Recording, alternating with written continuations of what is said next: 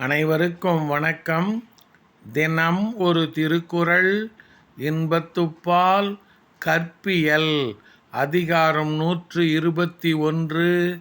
நினைந்து அவர் புலம்பல். குறள் எண் 1209. விளியும் என் இன்னுயிர் வேறல்லம் என்பார் அளியின்மை ஆற்ற நினைந்து.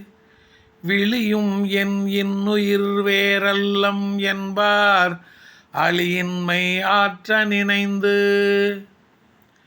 நாம் இருவரும் வேறு வேறு அல்லர் என்று கூறியவர் இப்போது அவர் அன்பில்லாமல் இருப்பதை நினைத்து என் இனிய உயிரும் அழிகின்றது.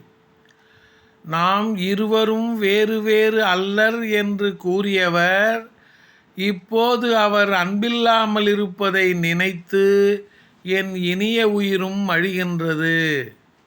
நன்றி, வணக்கம்.